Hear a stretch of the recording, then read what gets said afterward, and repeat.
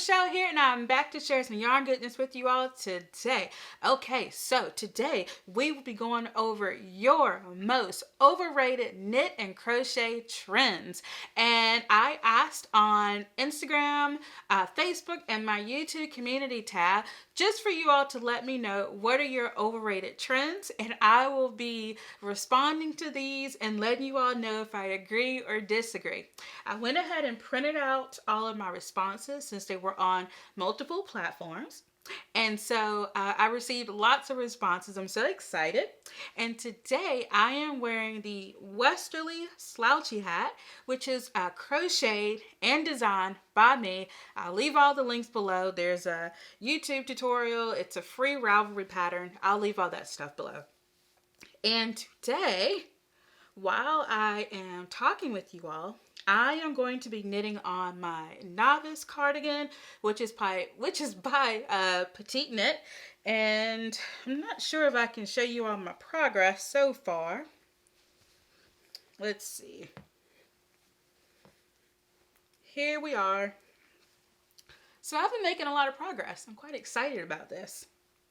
All right, y'all. Let me get myself back oriented. Okay. So, the first overrated opinions. By the way, this is the chunky edition. I don't know if I said that. Okay, so the first overrated opinion, these came from Facebook, and that is the Miu Miu crochet sweater and bucket hat trend. I may be saying that completely wrong. Anyway, the sweater and crochet bucket hat trend, and also they don't like using small bits of yarn in random patterns. So I went on that company's actual website, and that just the crochet bucket hat costs $1,350 US. Y'all, just looking, so I looked on the website under details, and apparently it is made out of 92% cotton, 5% viscose, and 3% metal fibers. When I first saw the hat, I was like, I could make that myself. That was like my first thought. I was like, I can get me some cotton yarn and make this myself. In fact, I probably have enough scrap pieces of yarn lying around that I could make it myself. That was my first thought. In regards to the second thing this person said about using small bits of yarn in random patterns, I actually don't mind using scrap yarn for projects. I have tried before.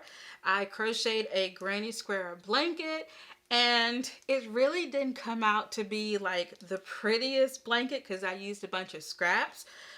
So if I did crochet or knit another blanket or another project with scrap yarn, I would definitely choose colors that are a lot more cohesive, and then I think that will make it look a lot better. Okay, moving on. Swatching. So I recently asked on my YouTube community tab if you swatch or you don't, and a lot of you all do not swatch, but a lot of you all said that it depends on the project, and I have to totally agree. If I am making a sweater, I am definitely making a gauge swatch, and so far I have finished one knitted garment project, and then this cardigan is my second one. And y'all, I swatched because it ended up I had to go up a needle size on my vest, and I had to go down a needle size on this cardigan. So I think gauge swatching is great, but it really just depends on the project. So I don't necessarily agree that it's overrated. However, I do understand that it's not for everybody, and sometimes swatches lie.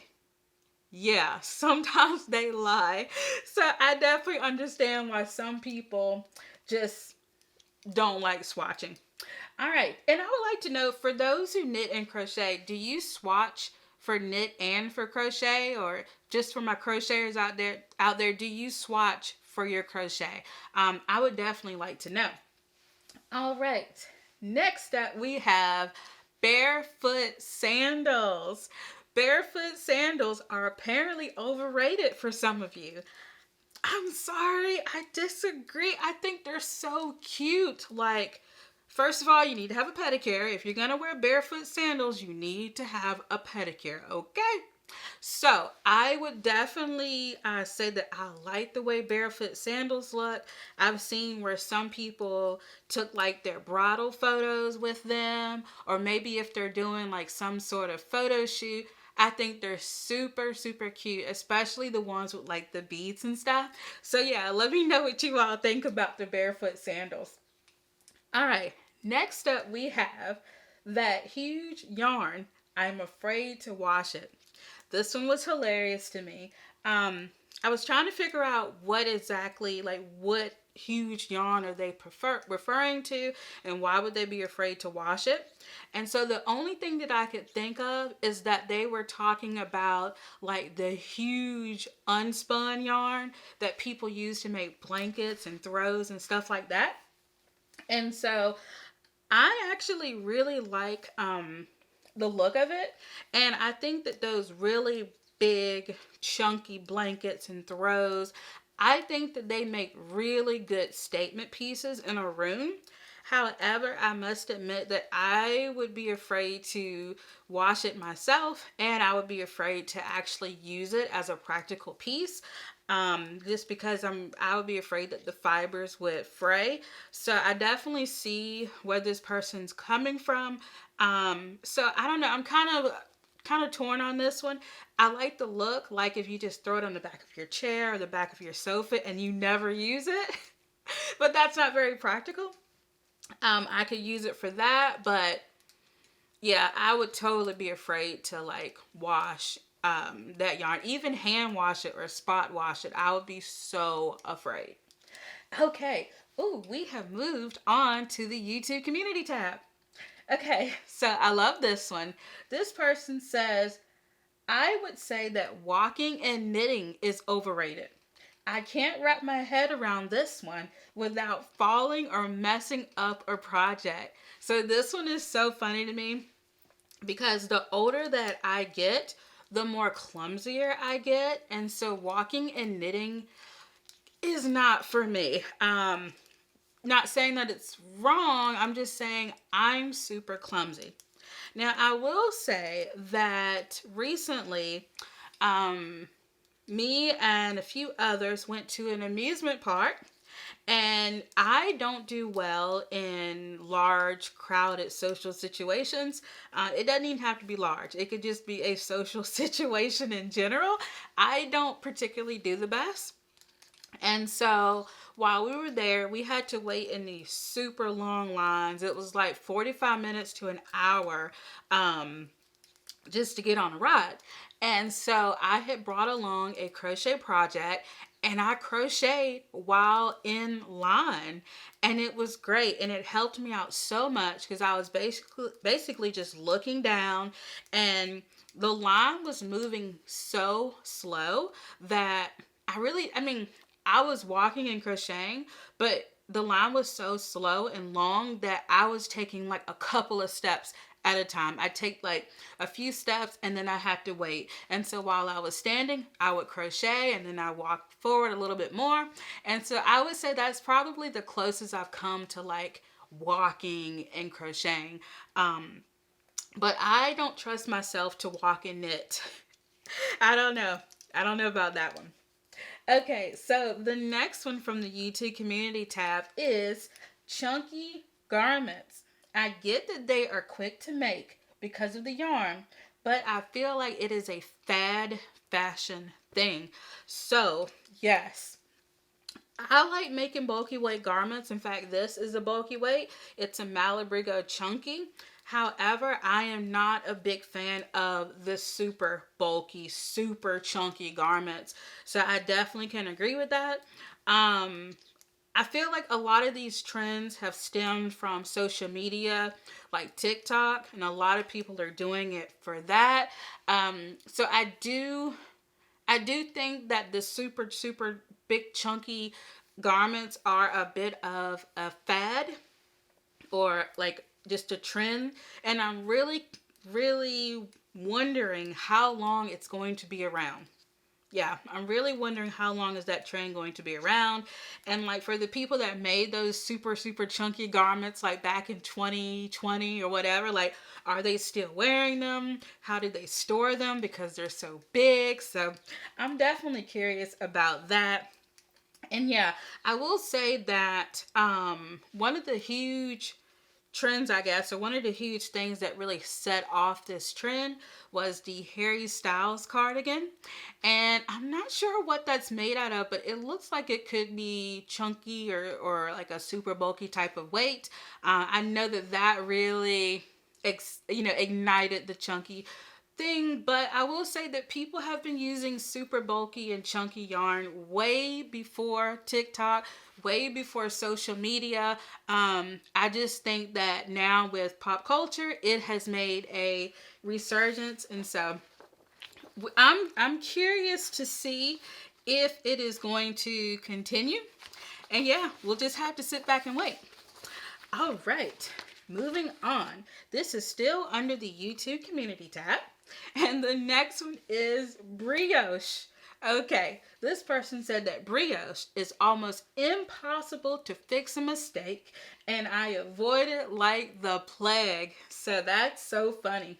I had 6 people on Instagram, 1 person on Facebook, and 1 person on my YouTube community tab to say brioche, and yeah, so it's on people's minds. I personally don't like the look of brioche. But yet, I've never tried brioche. I've never tried to make it. And I do think that it is a skill that I would be willing to learn in the future. That's for sure. I'm not going to turn it down because I think it'll be a nice skill to know. I will say I like brioche if the 2 colors that they're using are in the same color palette. That's not bad. But sometimes when they're like in contrasting color palettes, I'm just kind of like, oh dear. I will say that a good alternative to brioche is like a fisherman's rib or half fisherman's rib.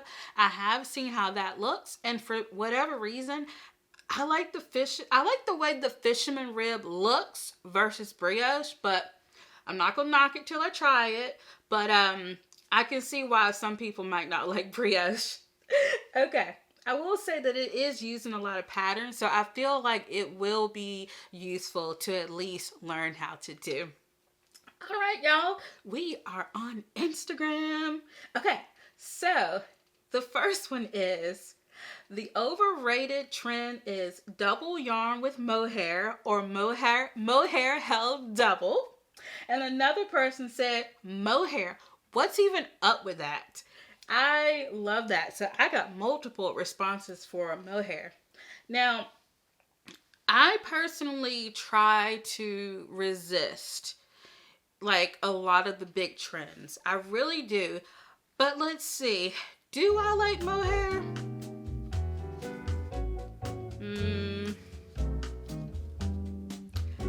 I think I do. Yeah. I'm pretty sure I like mohair. Y'all, I have jumped on the mohair train. I love it. It's soft, it's squishy, and I like it so much. Yeah, I really like it. So the thing about mohair is, I know that some people use it to hold a double, some people use it like on its own. I haven't really made anything out of it yet, so all I can say is that I like the feel of mohair. I do know that a good alternative is using like a Surrey alpaca. However, my skin does not do well with alpaca, so that's not really an option for me. But yeah, so I have noticed that a lot of patterns are calling for mohair held double, but I feel like if you omit the mohair, it might be okay. But I do know that if you omit the mohair, it is going to potentially change your gauge and your fit. So it's just something to keep in mind. But yeah, y'all, I've jumped on the mohair train because it does not irritate my skin. Now, I will say this. I am not really into like the fluffy, hazy, what's it called? Like the halo. I'm not really into that. So I feel like if I did use mohair, it would be like for a hat. That's all I can think of that I would use it for. But I don't know if I would make like a mohair sweater. Yeah, I don't know if I'd be into that. But anyway, moving on. So the next one is expensive, overpriced yarn clubs, especially the ones where your products never show up. Y'all, I am not going to name names, but there are definitely a few yarn subscription boxes I know of that, whether it be due to shipping internationally, like, you know, there may be delays with shipping internationally, or I don't know, they ran out, or production, I don't know, but for whatever reason, and I do know that the recent pandemic has had some issues with that. I do completely understand that. But yeah, I don't know. I will say this. I feel like you owe your customers transparency, and I don't think it's right to ghost them. If you're having trouble, don't ghost your customers. Just give them an explanation. Don't fall off the face of the earth. Yeah. That's all I'm going to say on that one. All right, y'all. Moving on. The next one is arm knitting or loopy yarn. So I actually would like to learn how to arm knit. I think that it would be one of those that's just another useful skill. Yeah, I feel like I would like to, but I also think that my arms would probably get tired very quickly. So I don't really know how good I would be at it. And the second part was the loopy yarn. So in terms of loopy yarn, I kind of have to agree on this one. I don't really have a whole lot of experience using loopy yarn, but I'm not like particularly crazy about it because I feel like it would be frustrating to use. So if you're someone that uses loopy yarn, let me know, is it frustrating to use or should I give it a try? Let me know. And so yeah, moving on. So the next one is assigned pooling. So I got a little confused on this one because back in the day, planned pooling was extremely popular. And so I remember when planned pooling was really popular and people were trying to make certain designs like in their crochet and their knitting. And I actually accidentally dyed a colorway that ended up pooling. Like I had not planned for this at all. At the time, I was new to dyeing yarn and I did not realize that if I dyed the yarn a certain way, it would pool. And so this colorway, I haven't dyed it in years, but it's called Firestarter. And the name of this pattern is the Ingot Cowl. It is a knitted cowl, but it's beautiful and I love it. However, I had no idea that it was going to turn out like this. And so, yeah. But what I recently learned was that assigned pooling is a little bit different. So I did a little research. And assigned pooling is when a skein of yarn has primarily one color with splashes of another color. A pattern will assign a stitch change to that splash of another color. And this technique can be used in different patterns within scarves and cowls and things like that. Also shawls. I've seen a lot of nice shawls and hats done with assigned pooling. And so basically you intentionally work the colors of a variegated skein of yarn in a pattern to make a specific design. And yeah, you can do some research on assigned pooling. It's actually pretty cool looking. It really is. Okay. So the next opinion that I got was quite interesting. And the person said, none. There are no overrated trends because people should get to like what they like. If it's not for you, move along. Okay, I hear you. I do think that there's some truth in that. I think that you should make what you want, and if you follow the trends, then follow the trends. That's good on you. If you don't like the trends, that's totally fine. You don't have to make what everyone else is making. Just knit or crochet what makes you happy. That's it. I'm not saying that knit or crochet, like you need to knit or crochet these things, but it is cool to see like what's on people's minds and how do you all feel about these certain trends. And so yeah, I just kind of like to know like what are you all thinking. Okay, so the next one is the Picot bind off. So I can't agree with this one. I don't think Picot bind offs are overrated. I just think that they're difficult. And I'll show you an example. So this is the Solennelle shawl. It is a beautiful crochet shawl. I love it. And my favorite part of the design of this shawl is the picot edging. And I shouldn't say that picot edging is difficult. It's not difficult. It just takes concentration just to make sure that you get your points right. But yeah, it's not difficult at all.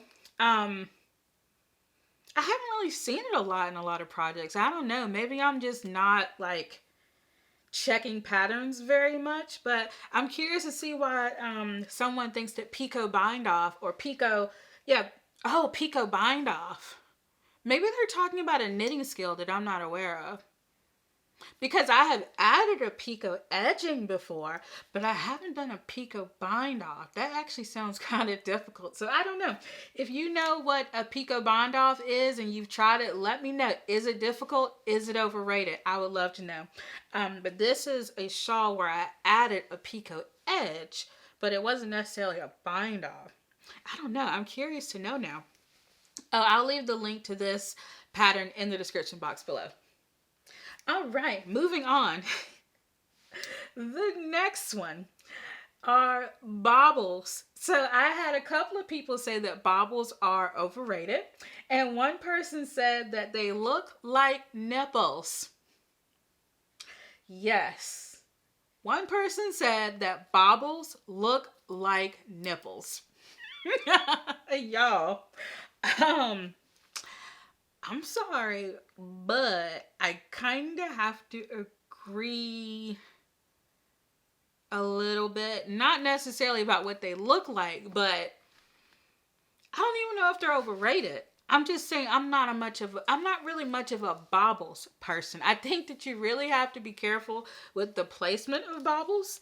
And I've seen other people wear baubles and I think that they look gorgeous on them. I just haven't convinced myself that they will look good on me. That's the only thing. I think that's my biggest hang up is like, how would they look on me? But, you know, if other people can pull them off, maybe I can. I don't know. Let me know what you think about baubles. But I have seen some beautiful bauble, crochet, and knit sweaters.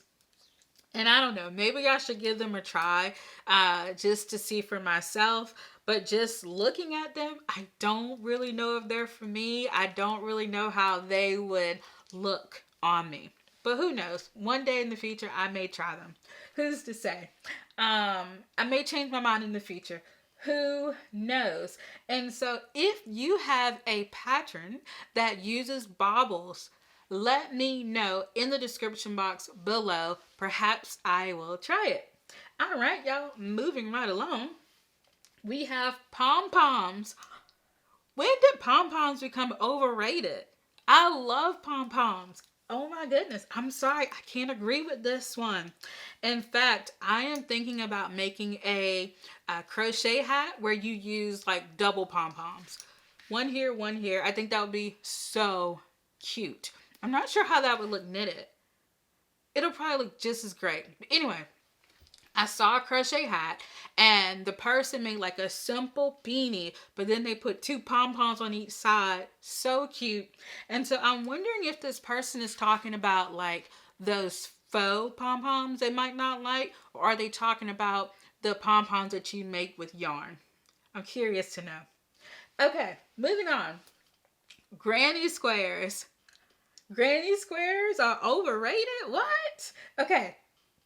I like granny squares in some things. In fact, there are a few crochet granny square projects that I would love to make. They have been in my queue forever and I definitely want to make them. I just have to get the yarn for them. I will say that due to TikTok and social media, there has definitely been a resurgence in granny squares. Newsflash, granny squares were here before social media. But I think that a lot of people think that it's like some new trend or something like that, and it's not. Granny squares have been here forever. So I understand why people would think that granny squares are overrated, simply because you see them absolutely everywhere. Yeah, I still like granny squares in some projects, and I definitely want to make some more granny square projects in the future. But I do understand where this person is coming from, though. All right. The last one, but certainly not least, someone mentioned like a hand spun yarn company. I'm not going to be saying names and companies on this video. However, I'm not sure what their issue with hand spun yarn was. I don't know if it was like the price that they didn't like, or if it's the look of hand spun that they didn't like. I personally love the look of hand spun yarn. I'm actually working on a project now. I don't have it, but I'm working on a project. It's not hand spun yarn. It just looks like hand spun yarn. But I think hand spun yarn is beautiful, and in terms of the price point of hand spun yarn, it is a little bit more expensive. And the thing is, like, someone hand spun it. Like, either they used, I don't know, well, I'm sure they didn't use a drop spindle because that would take forever, but someone spun this yarn by hand, and yeah, or at least someone prepared the fiber by hand. And so I think that that attributes to the price of the yarn. So I wasn't quite sure. And there are lesser price alternatives, to hand spun yarn. Maybe like, I don't know, maybe a commercial brand or something like that. But I can't agree with that one. I like hand spun yarn. And I think that if you do have an issue with maybe like the price of hand spun, learn how to spin yourself. That's my advice. Learn how to spin yourself. I have a drop spindle that I don't use, but I need to. So yeah, that's all of them. Oh goodness, I didn't even get to finish my row. Hold up. Wait a minute, I have 3 stitches left on this row. All right. Okay, now I can put my point protectors on here. I finished a row. That's awesome, because like this is a ton of stitches on this thing. It's huge. Yay, that's awesome. So y'all, I will put links in the description box below to all of my favorite crochet and knitting tools, as well as the patterns that I talked about today. Also, check out my YouTube community tab. I ask a lot of fun questions there. And if you want to support my channel, I will leave my Ko-Fi link below. And so thank you so much for watching, and to continue watching, just simply click on one of the videos on the end screen. Until next time, bye.